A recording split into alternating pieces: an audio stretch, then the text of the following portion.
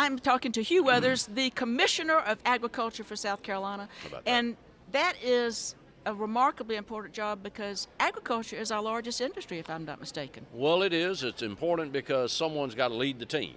And we've got a great team working on behalf of agriculture, yourself included. Clemson Extension in all its forms and fashions.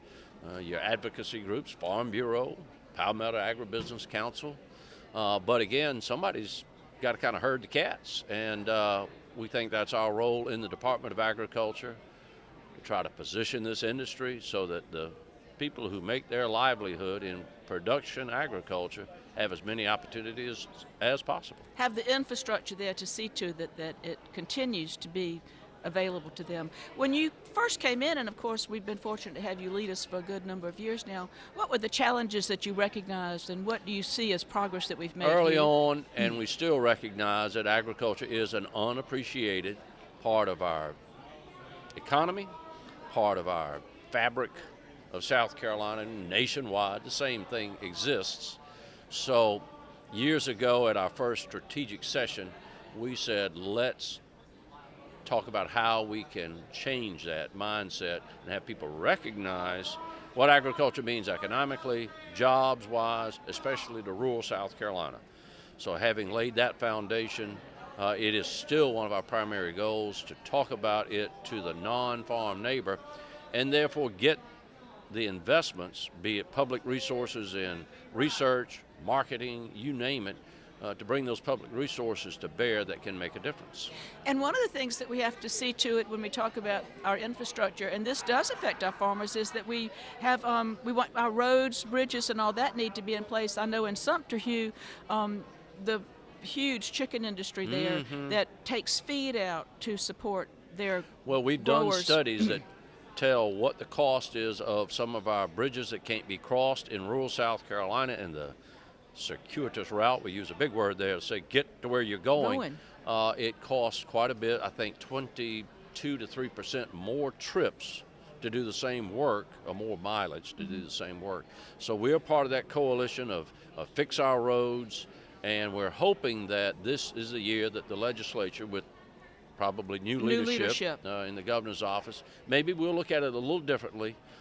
Because as I travel these roads of South Carolina, I've begun to name some of the potholes. It's like driving across the lunar landscape. I think I'm hitting some of those, places they used to drive when astronauts were there. I think one of the things, too, that we focus on as educators is to let the public know how critically people involved in agriculture measure and use pesticides and chemicals and water, because they are really the front line of stewardship, and sometimes that we don't get that across as strongly as we should. Perhaps an overused or perhaps misused phrase in too narrow a scope is sustainability. But what you just said is where agriculture, through its investments in precision technology, in GMO seed, genetically managed organisms, modified organisms, that we're able to get that same crop output with less inputs, less trips over the field, less actual application. So farmers lead the way in sustainability. We have to remind the buying public and the opinionated public that sustainability covers not only environmentally related issues, but also financially. Yes, it does. If we can't make a profit, we're not going to be sustainable. And when you talk about the different agencies with whom you have to work, of course, this year it was important, I think, that the legislature recognized that farmers have a need for drones in managing their crops. Well, again, new technologies that are there. Information is power, and the drones give us real-time information so we can act more quickly with a crop. So therefore, maybe the scope of what we have to do is lessened by the fact that we know it sooner. Yeah. And so drones, you match that up with computer-aided analysis. It's really fascinating the way we farm today. You said it before, farming changes, farmers don't. We still love the basics of farming, the land, to see a crop come on, see a cow come to maturity, or you name it. But our technologies certainly are not like those that my grandfather or great-grandfather would have used, or my father. This year particularly, we faced a lot of challenges, and many farmers said that through the efforts that you led with the help of other people in the state to get the Farm Aid bill through meant that some people are farming today who would not be farming otherwise. That is very possible that that's the case.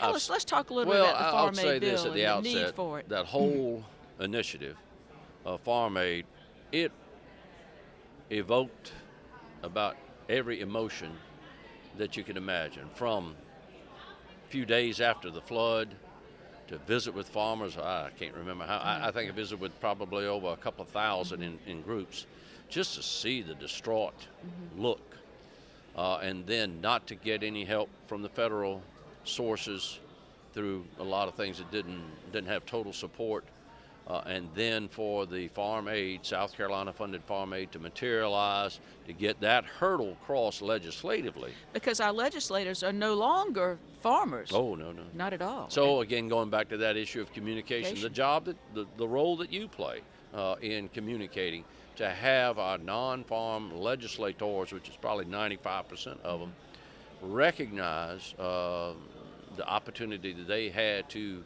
fill in the gaps where the federal didn't. And all of the stars lined up correctly, because it was not a part of South Carolina's current budget. No.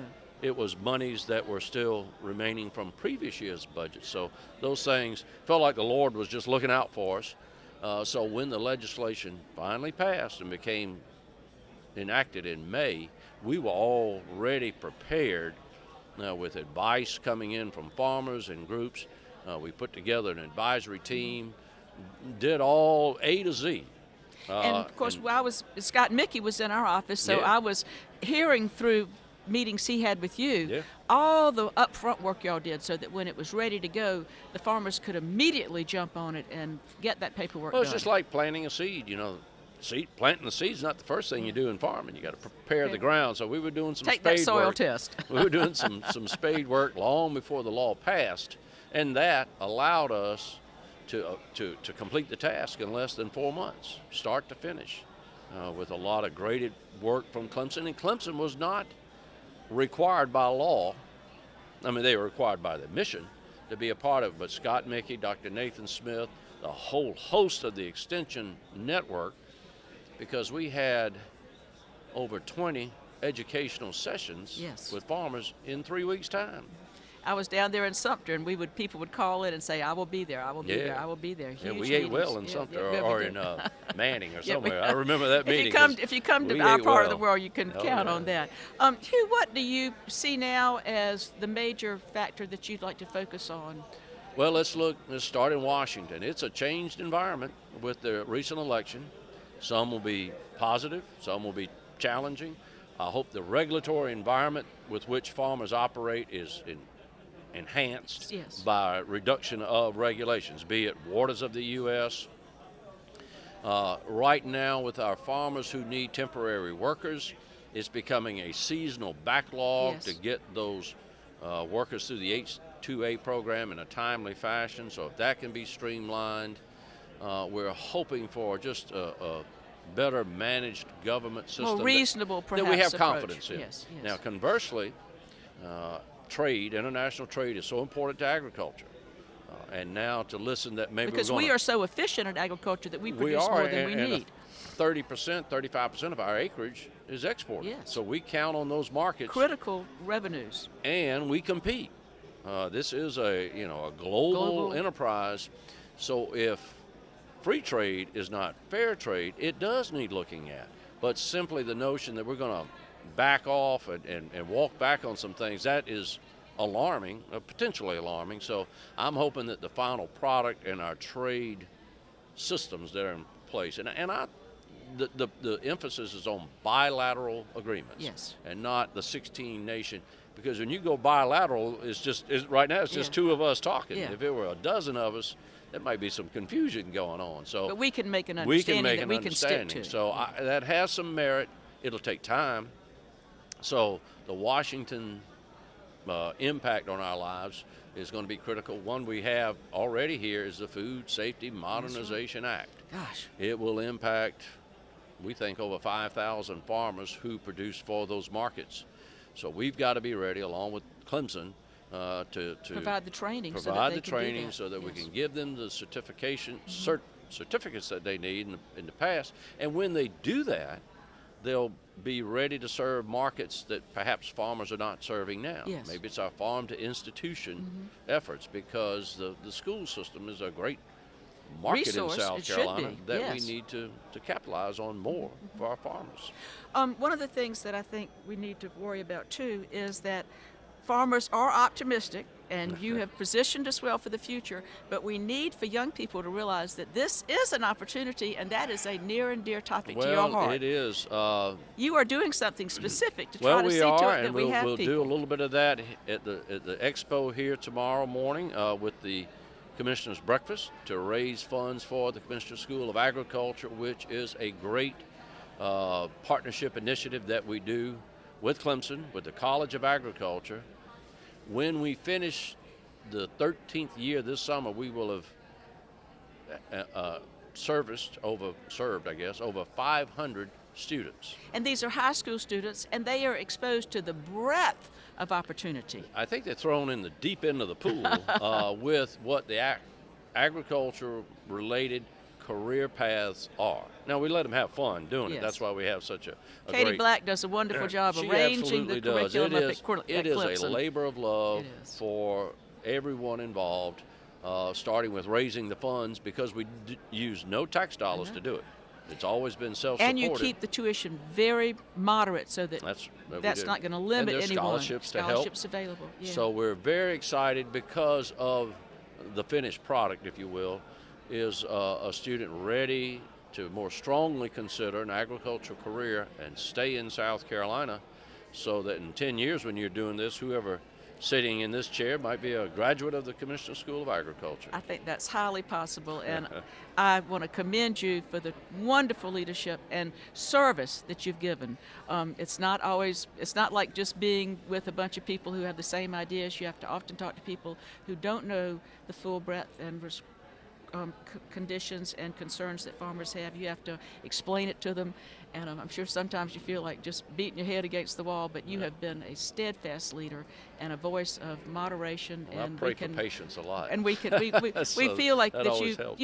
I think that people have felt that you have been very straightforward with them, Hugh, and that you deserve to be listened to, and you've been able to reach some people. I appreciate that. And it's nice to have someone with such a wonderful presence being the voice of agriculture for South Carolina. Thank you. Thank you.